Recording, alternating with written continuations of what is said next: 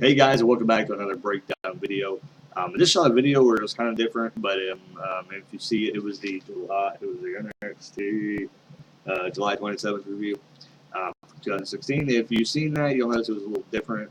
I tried to do it, but all in all, like it was weird because at the end of the video, I had to turn and like hit the stop button on the camera, so it was really kind of annoying. So I don't know. We'll see. We'll see different setups. We'll have to figure it out.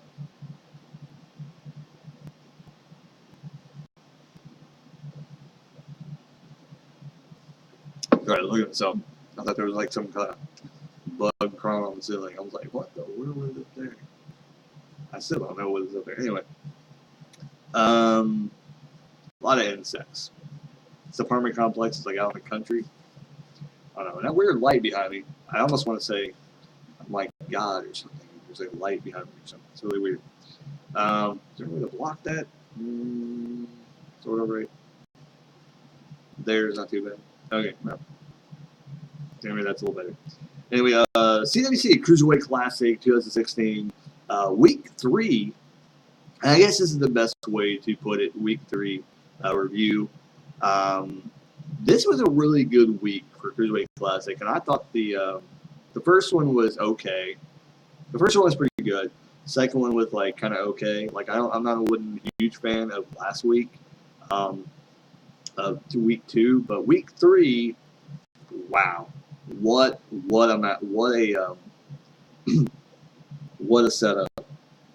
So it opens up with Zack Sabre Jr. taking on Tyson Deuce. Yeah, Tyson Deuce. But it looks like Tyson Ducks. And what it looked like to me is Tyson Ducks used to be in the WWE. No, I didn't do research for this, but they talked to like Tyson Deuce used to be in the WWE. I didn't know that. His name kind of sounded familiar. That's why I was like, how do I know this guy? And I think he was in there, but not someone that I used to see because I don't think I watched wrestling during that time period. There's a couple periods in wrestling where I didn't really watch, and I think this was one of those times. So I know his name probably from looking at the roster and seeing who's still in the company. But yeah, Zack Sabre Jr., amazing wrestler. Tyson Deuce was able to keep up with him. Was he as good as Zack Sabre Jr.? No. Was he as good as a lot of people that are in this tournament? He was okay. He was average. I think he would do good, but he looked like kind of more like a tag team wrestler. Like he'd be put with somebody to be a tag team. And I think that's what they need to do anyway. Like if somebody doesn't have a good look or it doesn't look like they're going to be that great, they need to put them in a tag team.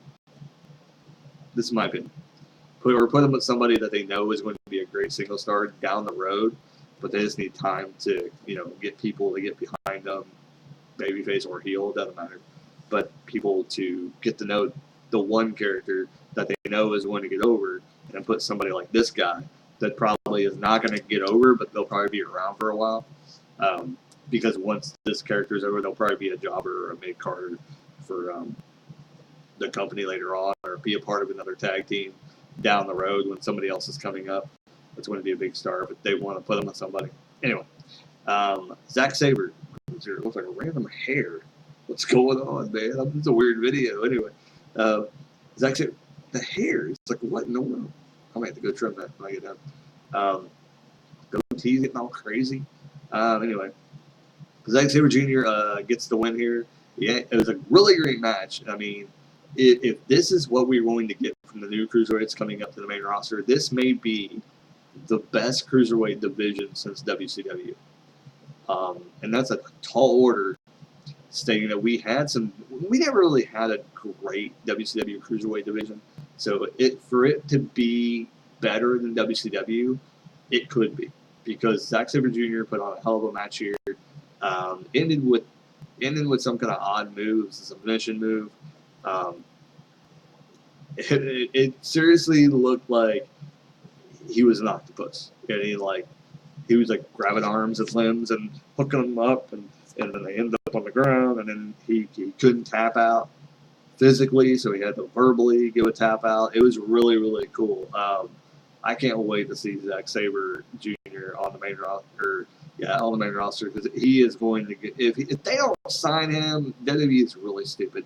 But the thing that I can see happening with Zack Sabre Jr. is kind of like Samoa Joe, is that he couldn't show up on NXT until all his independent dealings have, been done, because Zack Sabre Jr. is probably so sought after. He may have a lot of bookings probably for a while. So I wouldn't be surprised if we don't see him for a while after this tournament, because of the fact that, well, I mean, this tournament it's all pre-taped anyway, because it's already done.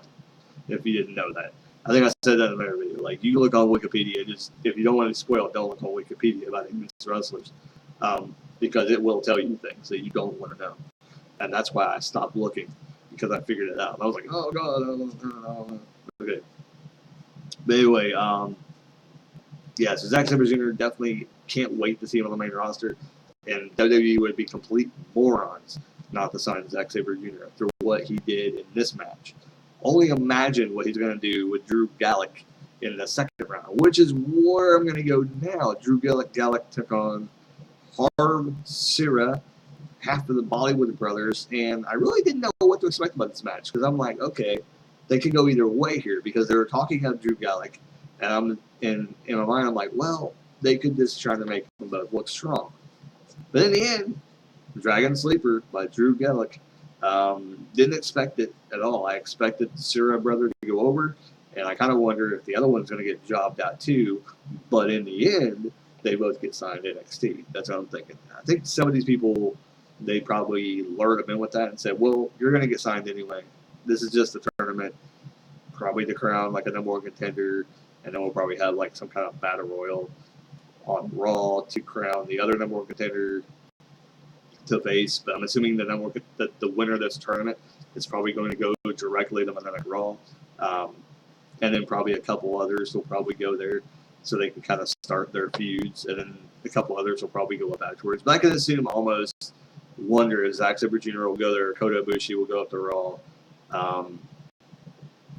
Who else? I'm trying to think who else will go up there automatically. Probably Sean Maluda. He might go to main roster shortly after. There's some other ones, some main ones. Probably a lot of some Japanese wrestlers that probably go up to the main roster that have been wrestling for a long time, and they probably will be like, okay, they're good enough. They don't need to, because whatever. Because some of these people who come from ROH, whatever, like, they're kind of crazy in the ring, but some of the people who came from Japan, they still wrestle quite normally. The ROH guys are the guys that are like doing flips over the top rope and stuff like that, and they're just like, you gotta tone it down. All right, guys, you can't be flipping over the top rope like every freaking second you get. Which WWE is getting to that point to where they're starting to do things like that, but it's not like all the time, because they probably tell them, don't be doing it every match, because if you do it, this guy can't do it. So Sami Zayn's probably like, hey, I get to flip over the top rope tonight. But anyways, let's do this. So Drew Gulak got the win there. Like I said, surprising. Harv Sira is now eliminated from the tournament. So I'm sure he'll be cheering on his brother that's still in there. Then we get the worst match of it's not the worst match of the tournament so far, because I thought there was a match, I think last time or the time before that in the first one. Yeah, the guy that TJ, I didn't like him. No, some people like him, but I don't like him. I'm not a fan of him. Anthony Bennett took on Tony Nese. Tony Nese sounds familiar. I don't know where I know him from, but I know I've seen that name before. So kind of wondering if he was like a TNA or something like that. I have no idea. But Tony Nese gets the win over Anthony Bennett. Bennett looked like he got hurt before Tony Nese hit the 450 splash. And then afterwards, he didn't look any better. So I kind of hope that he's okay. I wasn't really a huge fan of him, but I don't want to wish any harm on anybody, So Tony Nese gets the win here. Pretty cool. Tony Nese ain't nobody special, but he looks like he could be a promising cruiserweight wrestler. He's kind of a bigger guy, but he can move pretty good. If anything, wouldn't mind seeing him like in a tag team with Apollo Crews, because I think Tony Nese actually has a personality, and maybe that'll rub off on Apollo Crews. Don't get me started on him. Don't get me started on Apollo Crews. Then we get the main event. Raul Mendoza takes on Brian Kendrick. This was a really good match. This was a great main event, and this is the good thing about the CWC. They have been consistently giving us good main events. What was the last? I'm trying to think what the last one was. I can't think what the last main event was for week 2 because it's been so long time since I did the week 2 review. So it took me a long time to get to these reviews this week. I still haven't did week 4. I'm behind on that too. But yeah, this was a really good. And the thing about this match was it was kind of a mixture, where Brian Kendrick is not technically. He doesn't wrestle like a cruiserweight, and I think it's just been because he was in WWE before, and they didn't have the cruiserweight title after a certain amount of time he was there. It wasn't even there. So he was forced to wrestle a different style. And there wasn't really any cruiserweights that were wrestling that were in his realm of where he was on the card. So he had to learn how to wrestle as a regular wrestler and do things that would accentuate everything else about him being jobbed out every week. So I think he got really, really good over time. So he did really good here at doing cruiserweight things, doing some things that were cruiserweight related, but also doing some like regular wrestler kind of stuff to kind of mix in there. Here is my complaint. Raul Mendoza tore the house down. Like he did really good in this match. He should have went over. I don't care if Brian Kendrick is like on his last run and he's probably almost done with the company. I hope to God he does not win the tournament because it would be so horrible if he won the tournament. That would not set a good example.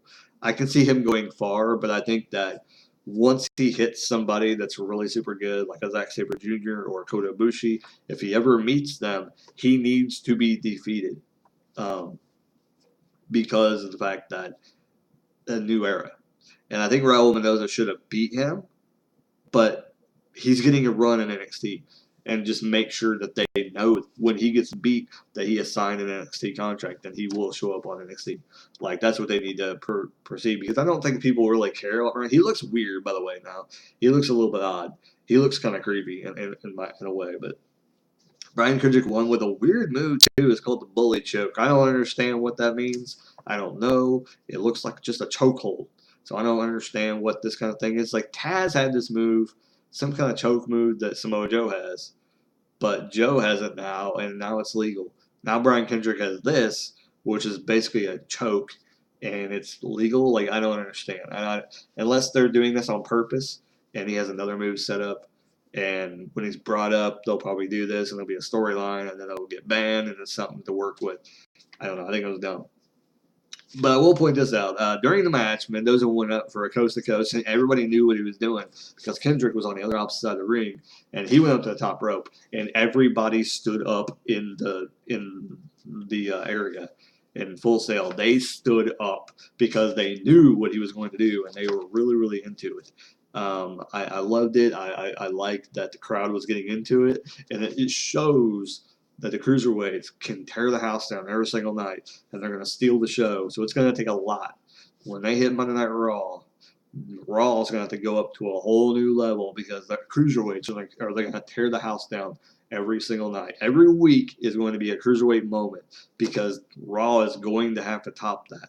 And that's going to be a problem because these guys are going to tear down the house every single time they go out there on Monday Night Raw. Mendoza did the coast to coast. Kendrick, and I'm telling you, wow. That's all I gotta say. Wow. I don't think we've seen a good coast to coast since Rob Van Dam used to do it in ECW. In ECW, he would do a really, really good job of doing it. In WWE, it kind of got watered down, and he used to do it quite often. And it's like, but when you don't see a move for a while, that's what's kind of cool because then it gets brought back, things like that. That's like some of the tag teams that are coming in now at NXT. They're doing a lot of the old school tag team things, which is really cool. And then we've seen some of that, I think, on Raw. I can't think who was doing it. Somebody was doing something. Oh, I think somebody was doing the whole like thing, and then the guy would come in. I can't remember who was doing it. I think it may have been on it actually may have been on one of the older ones I was watching. I can't remember. Oh no! I know what I'm talking about. I went to a local show and they were doing that, and it was really cool because I haven't seen that in a while. Where the other team, was getting beat down, and the one guy, the beaten down guy, is trying to get to the hot tag, and the other team's doing this when the referee is busy with the other guy, and the other guy comes in the ring, so the bad guy team is getting heat because of them doing this, clapping. It sounds like they tagged, which doesn't make no sense because they don't do that really hard when they tag. So sometimes it's just they slap them on the back and they come in. So it's like, but it's just the thing of sounding like they tagged and then they come. Classic. Like when I went to the local show, it was really good because they were doing like a lot of classic things, like the abdominal stretch, and then the tag partner holding their hand. Like that's a classic one. If the referee that was doing that match didn't do the correct way because the referee is supposed to kick the hand when he finally does see it because that usually happens. That's how it happens. That's how it gets broken.